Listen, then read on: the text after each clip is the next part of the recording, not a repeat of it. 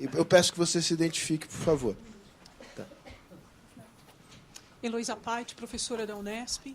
Eu também queria agradecer, claro, rapidamente por causa da hora, mas eu queria agradecer essa oportunidade. Acho que foi um debate muito rico. E eu notei que, na primeira parte, o dilema foi meios de comunicação e democracia, muitas vezes até versus.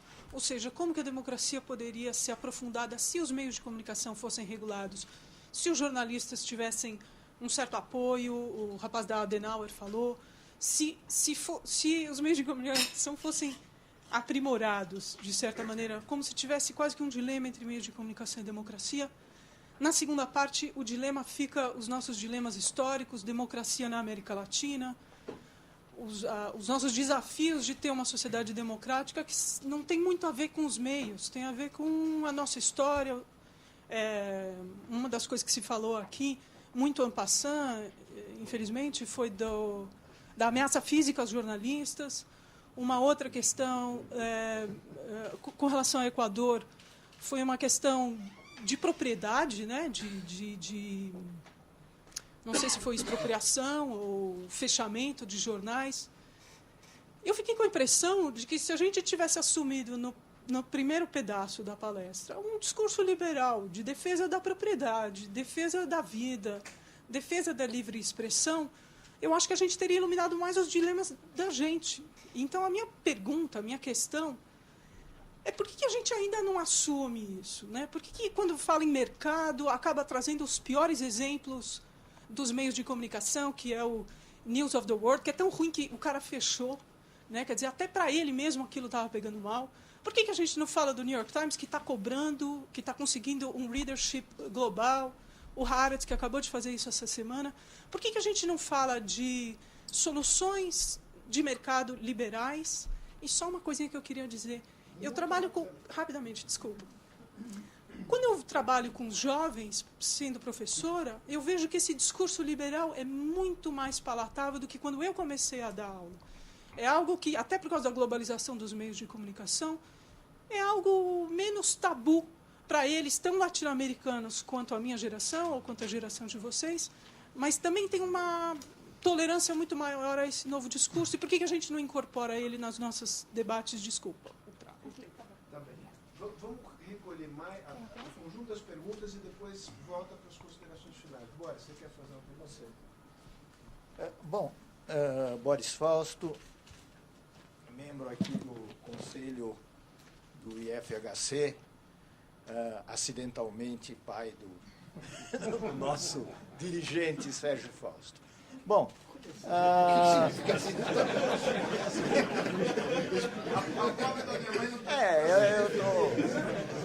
isso envolve elucubrações, né? Eu não vou fazer, praticamente não vou fazer perguntas, porque, em realidade, em função do que vocês falaram. Eu prefiro, como espectador aqui da primeira fila, mas como espectador, de qualquer forma, dizer um pouco da minha sensação de algumas coisas que percorreram todas as falas. Uma das coisas, embora se ressalve isto aqui e ali, não sabemos, etc., uma das coisas é a marca de pessimismo. Eu não saberia ir contra essa tendência ao pessimismo, seria para mim mais fácil me juntar às forças do pessimismo. A outra coisa que me parece ficou muito clara nas falas de todos é que é muito difícil formular respostas para o quadro que nós estamos vivendo, e daí o fato de eu não fazer perguntas, porque é nítido que nós estamos vivendo de um momento de eu diria, uma espantosa transição nos vários campos e no campo das comunicações. A rigor, não sabemos onde vai parar tudo isso. Sabemos apenas que existe um terremoto nesse campo. Bom, para não estender muito mais, eu queria só chamar a atenção para uma coisa brasileira. E que, sem lidar com o tema da mercantilização dos meios, etc., que foi bastante tocado aqui. Eu acho que, no caso brasileiro, tem que se juntar um outro dado a todo esse quadro que foi colocado aqui, que é o fato de que no Brasil se tem que acrescentar uma transformação social considerável que resultou e ainda vem resultando na chamada incorporação de uma nova classe média. Como essa gente vai reagir aos nossos conceitos, digamos, tradicionais de jornalismo? E em que medida, realmente, para a grande massa, e quando eu estou falando grande massa, para a opinião popular, a nossa discussão, desculpe a provocação, faz algum sentido. Claro que os meios têm importância. Claro que os meios provocam a derrubada de ministros, mas provocam porque tem influência sobre uma opinião pública, que é restrita, mas é qualificada, e daí repercute nos governos. Agora, que importância tem para a grande massa? Não precisa ser os desvalidos. Aí é a pergunta. Que importância tem para a grande massa, eu me refiro ao caso brasileiro, a temática da liberdade, a temática da expressão, em meio a uma sociedade que loucamente corre para o consumo, né? Teria isso realmente para eles algum sentido, alguma possibilidade de sensibilizar? Termino. Um exemplo só. Qual é o canal que mais influencia a população brasileira no dia a dia? Eu diria, você me corrige se eu estiver errado, Butch, o Jornal Nacional. Faz talvez 40 milhões de pessoas, coisas assim. O que você pode... Como é que você forma a mente das pessoas que só veem o Jornal Nacional todos os dias? Quer dizer, um jornal em que há prioridade para os desastres, para as perversões, e em que o noticiário pode pular do Iraque ao interior de Goiás num segundo. Como formar essa gente? Só essas questões estendi um pouco.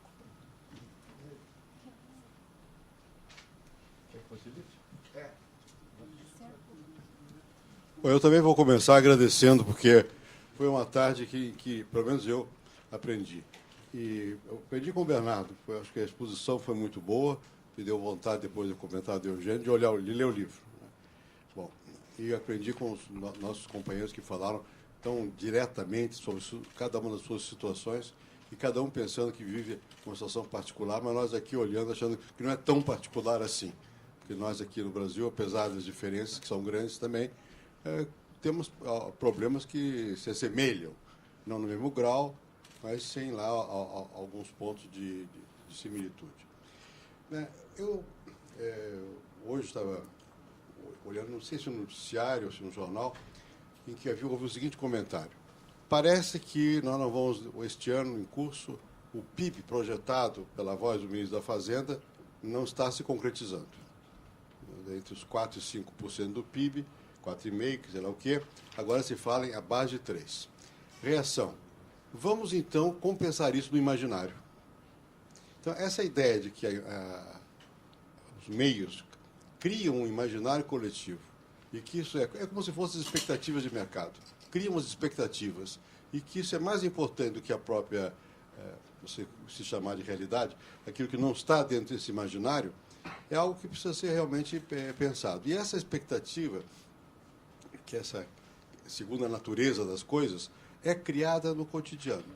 Me chamou muito a atenção o que o Rubem Aguilar disse sobre a situação mexicana. Eu venho do México recentemente. E, de fato, como explicar que não se mova a proporção do eleitorado na campanha eleitoral? Porque isso está muito enraizado já. Quando se vê um noticiário, por exemplo, na Espanha, ou na França, ou na Inglaterra, ou na Alemanha, sempre tem o outro lado. Sempre tem Quando se vê o noticiário nos nossos países, alguns dos nossos países, inclusive no nosso, não por pressão do governo, mas por uma coisa ainda mais complexa do que isso, não tem o outro lado. É um lado só. O dia inteiro é um lado só. As pessoas são expostas, de uma maneira simplificada, a uma só dimensão da vida. Não há outro lado. Né? Bom, e claro que aqui não existe, talvez, nesse nível que se mencionou, da compra desta forma, né? Mas é verdade também, e isso não é de todos os governos, não é desse em particular, que crescentemente o poderio público na formação da renda dos meios de comunicação, sobretudo nos pequenos, é decisivo. Então, sem querer, nós vamos tendo aí a formação de um imaginário e uma capacidade de criar expectativas que não estão no controle dos partidos, nem no controle daqueles que na mídia se preocupam com essas questões. Parece que é a pequena mídia, não é a grande mídia. A grande mídia é mais difícil. Mais difícil dela, mesmo quando ela possa ter anúncios, e isso não, até para ela sobreviver, ela não pode se submeter aos anúncios, ela tem que ser independente. E talvez a outra diferença que existe aqui no Brasil é que, aí vai na linha da nossa amiga que pede por um pouco mais de respeito ao mercado, é que o nosso mercado é grande, é diversificado. Então, por maior que seja o setor público, também há um setor privado. Então, isso permite uma certa margem de manobra para que não fique todo mundo sob o controle só da voz do governo. E mais ainda, a voz do governo hoje que mais pesa é mais difícil ainda de controlar, porque ela não vem diretamente do cofre público, ela vem das empresas estatais. E aí é mais difícil de fazer a triagem e a separação. Ninguém, né? Quando você olha, eu não tenho os dados, mas basta observar que é maciço que tem de... Bom, portanto, eu acho que nós estamos diante, de fato, de um problema que é comum à democracia e aos meios de comunicação, porque é a mesma coisa. Não tem como regular de uma maneira adequada a democracia sem regular de uma maneira adequada os meios de comunicação. E friso adequado, para não pensar que estou querendo censurar, mas é necessário ter realmente alguma regra que leve a isso. É muito difícil, eu posso dizer por experiência até quase própria, eu sei das dificuldades de qualquer regulamentação, de qualquer agência reguladora.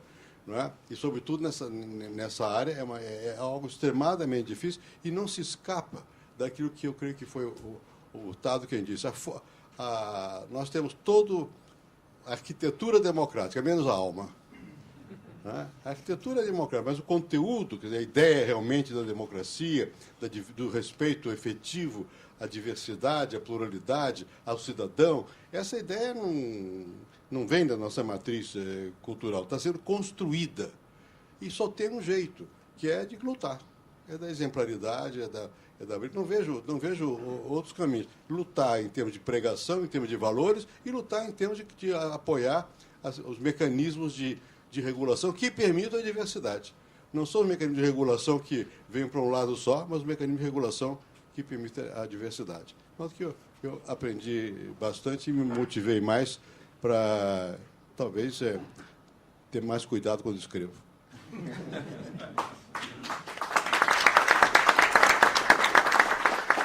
Posso cometer a temeridade de acrescentar uma pergunta a partir de uma coisa que isso não é apropriado? Mas eu acho que me chamou muita atenção essa questão que o Messa levantou e o senhor comentou aqui, da inexistência do procedimento de mostrar os dois lados. Tem uma vinheta que aparece no rádio brasileiro, que começa dizendo: o Brasil tem passado por um período extraordinário, vai crescer 6, 7%, vai se tornar a 6ª ou 5ª maior economia do mundo.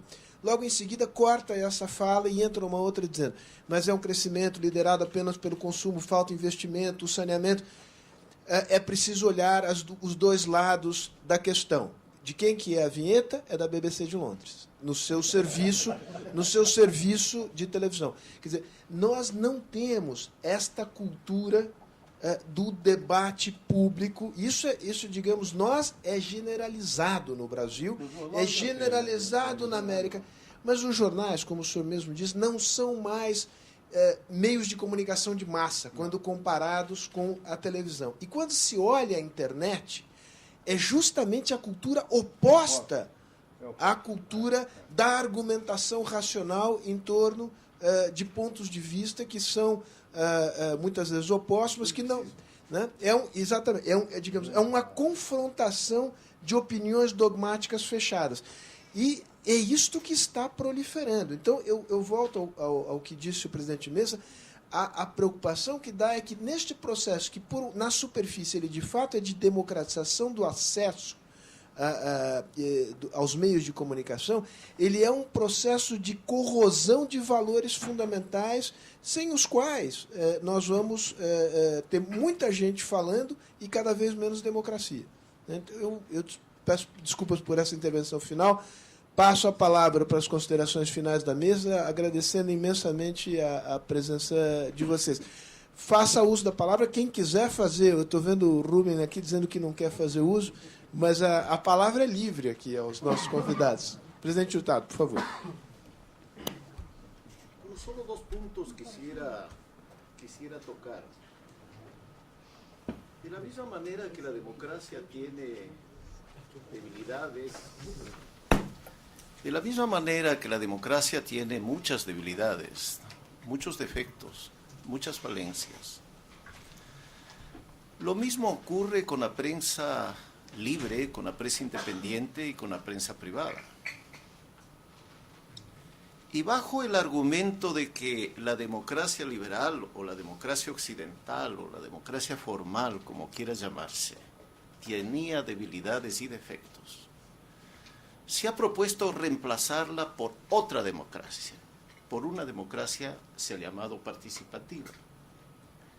Y los resultados han sido deplorables.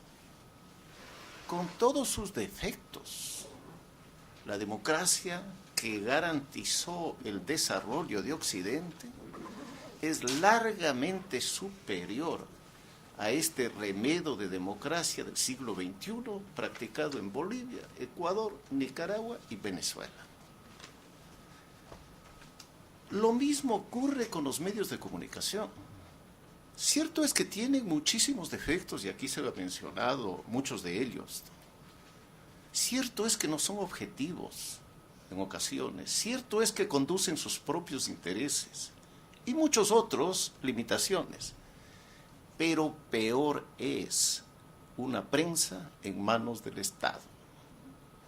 Lo ha sido históricamente en todas partes del mundo, lo fue en Europa, y eso es lo que está pasando hoy en América Latina. Los dineros públicos, como se ha dicho aquí, para publicidad a favor del presidente de la República y su proyecto de reelección, no para el interés público, no para el interés nacional, no para el bien común. Los dineros públicos empleados para atacar a los ciudadanos. Los dirigentes indígenas del Ecuador, que están en oposición, la Confederación Nacional, la Confederación de Organizaciones Indígenas del Ecuador está en oposición. Los dirigentes indígenas son atacados de manera despiadada por los medios de comunicación públicos, por la publicidad estatal del gobierno en los medios de comunicación privados, por las cadenas de televisión y personalmente por el presidente de la República. Yo creo que un sistema de esta naturaleza es bastante peor que el sistema de la prensa libre que ha tenido América Latina y han tenido los países de Occidente. El otro punto que quería tratar es, imaginemos que se cumple la profecía de que desaparezca la prensa escrita y sea reemplazada por la prensa electrónica.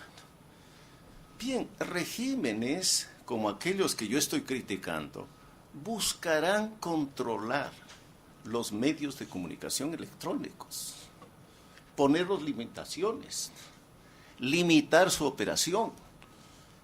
Debemos entonces defender la libertad con esta perspectiva, me parece a mí, ¿no?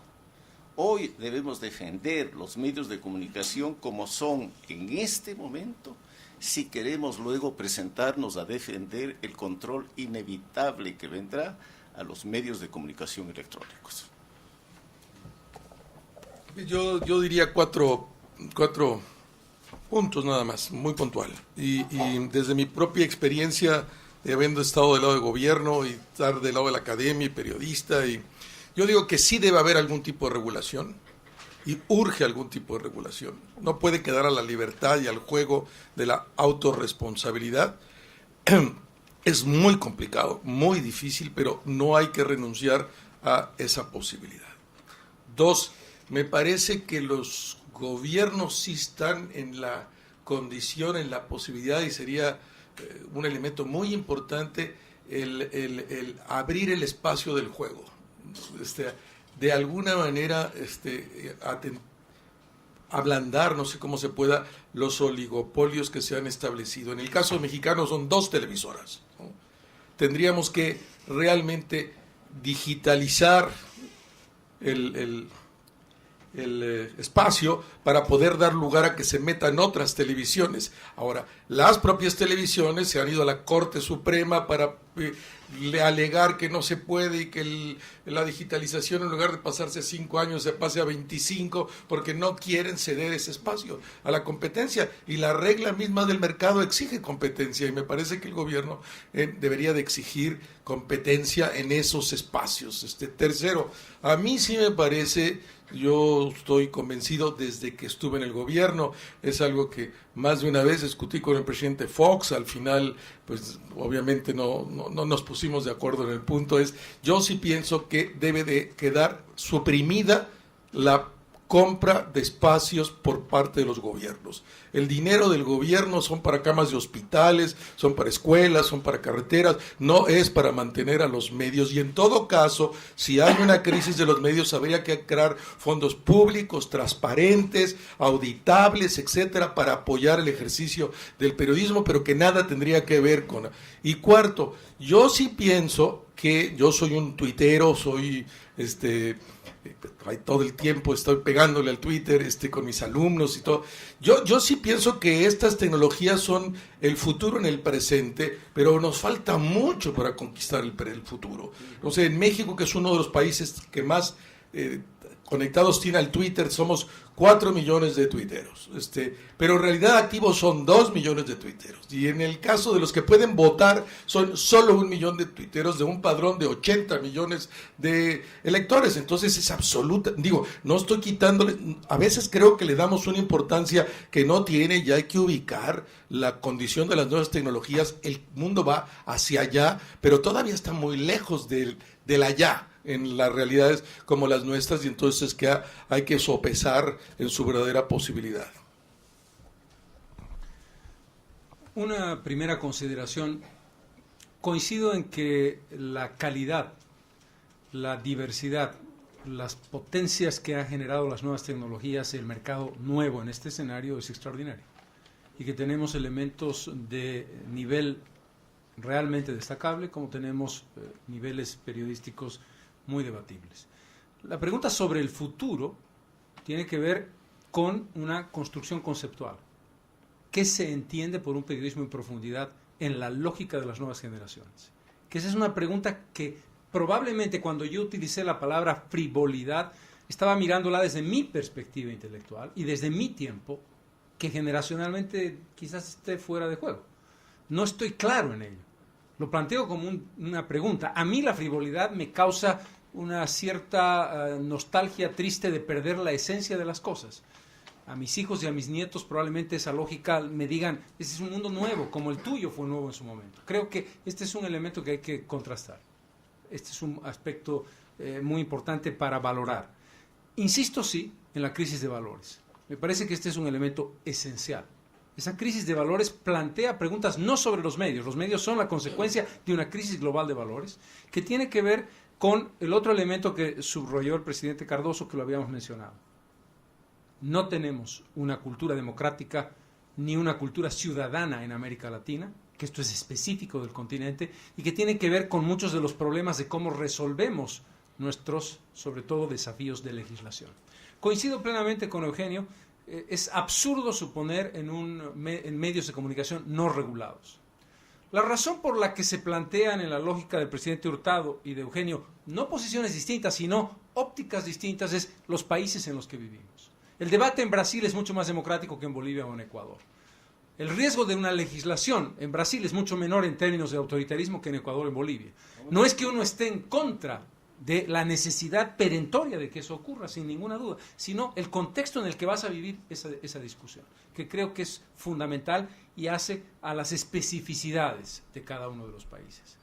Y terminaría diciendo que en ningún caso uno debe estar alerta negativamente en un proceso de transformación. Rubén tiene razón, el tiempo será quizás más largo del que pensamos o quizás más corto. Quizás dentro de 5 años más de medio México esté tuiteando, no importa. Lo que importa es que eso no es un elemento ni negativo ni positivo en sí mismo. Es un elemento que forma parte de una nueva construcción que trae nuevas ideas. Es decir, no es solamente un medio distinto, es una forma de construir tu espacio mental, tu espacio lógico y tu espacio de comunicación distinto en tiempos, en ritmos, en percepciones.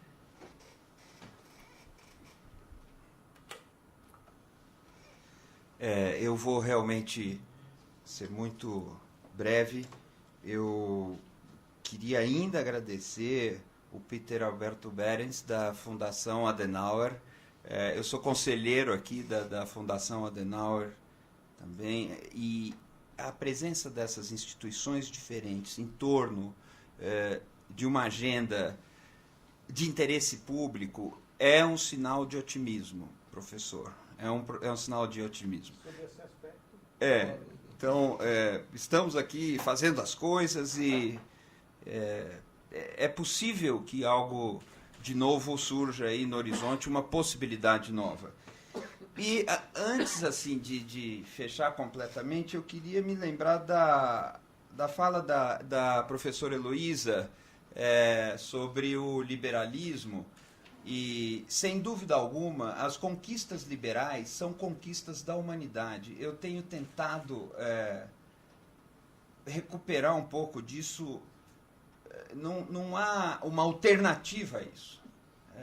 Nós dependemos disso, somos beneficiários, herdeiros, e não é verdade mais que exista um modelo stalinista, ou o que quer que seja, que tenha substituído isso. E na atividade do professor, lembrar isso sem muitas paixões, mas lembrar isso com os alunos, para mim tem sido crucial. A nossa questão é apenas que, às vezes, o liberalismo não acredita mais no liberalismo. Então, é preciso que a gente consiga enxergar um matiz ou, às vezes, uma sutileza que nos permita também fazer a crítica sem abrir mão das conquistas da humanidade. Isso o presidente Carlos Mesa lembrou aqui, e isso, de fato, é um desafio. Não é cômodo, mas é um desafio. Então, eu lido com essas coisas, eu me solidarizei muito com a sua fala nesse sentido. Mas muito obrigado a todos e, de novo, parabéns aos organizadores do livro.